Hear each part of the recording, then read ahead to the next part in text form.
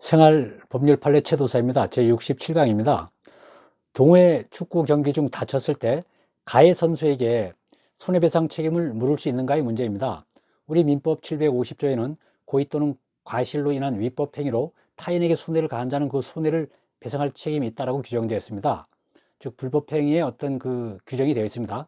또한 이와 관련하여서 법원 판례들이 손해배상을 물을 수 있는 경우, 그런 판례도 있는 반면에 물을 수 없는 판례도 있습니다. 이 두 가지를 나누어서 살펴보기로 하겠습니다. 먼저 손해배상을 인정하지 않는 판례입니다.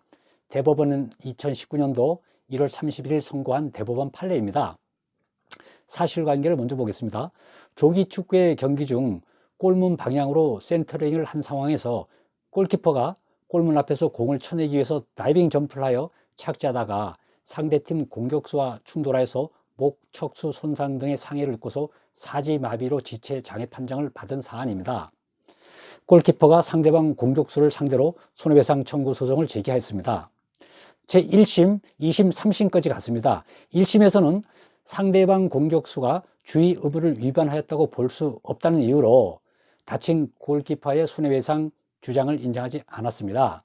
즉 정상적인 공 경합 상태에서 공을 선점하기 위한 행동으로 공을 향해 달려가는 것을 멈추라는 것은 축구 경기의 성질상 기대하기 어렵다는 것입니다. 즉 충돌을 피하지 못한다고 하는 것은 피고 공격수의 행위가 경기 규칙에 위반된다거나 어떤 위법한 행위로 볼 수 없다는 취지였습니다.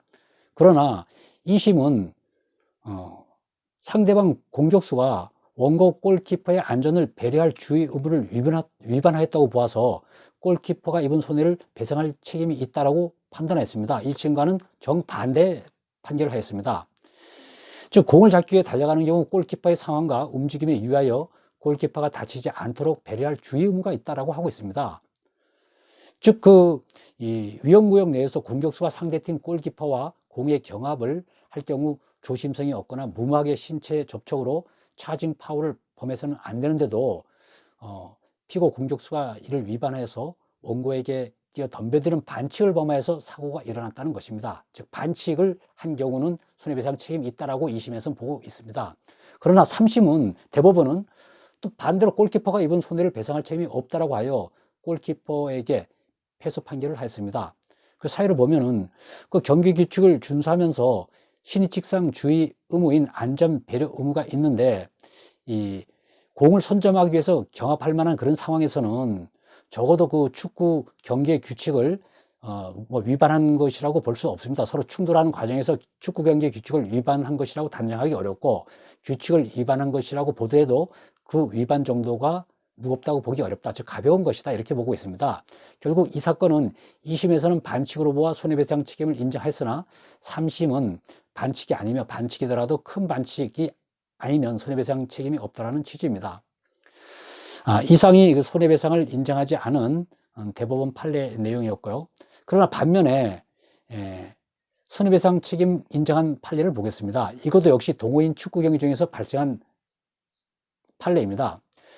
즉 축구 경기 중 심한 반칙을 했다면 손해배상을 해야 된다는 내용입니다. 결론은 역시 수비수가 헤딩을 하는데 허리를 숙여 공을 머리에 갖다 대는데 피고 가해자가 공을 걷어내기 위해서 발을 옆으로 휘감듯이 돌려찼는데 머리를 걷어차고 말았습니다. 수비수가 머리를 맞고 그대로 쓰러졌고 결국 사지마비 뇌손상으로 인해서 우측 마비가 오고 또 하나의 물체가 두 개로 보이거나 그림자가 생기는 이중으로 보이는 복시 인지 장애 등이 발생하였습니다. 결국 이 경우에도 역시 소송을 제기했는데 어떻게 판단했냐면은 축구 경기에서 적용되는 규칙에 의하더라도 최소한도 이런 경우는 경고 이상의 제재를 받을 만한 반칙을 범한 것으로 추단이 되어 이렇게 판단했습니다. 적어도 경기 규칙을 중대하게 위반해서 상해를 입힌 경우에는 주의 의무 위반이 인정된다라고 보고 있습니다. 그래서 원고 측이 입은 손해를 2억 8천만 원 정도로 최종 산정했던 것입니다. 이상이 그 손해배상 책임을 인정한 판례였고요. 끝으로 동호인 축구뿐만 아니라 다른 동호인 스포츠, 농구나 배드민턴 등에서도 손해배상 소송이 간혹 있습니다.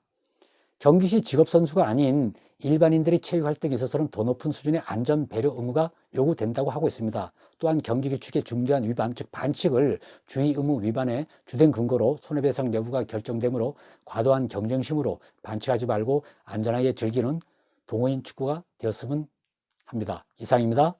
감사합니다.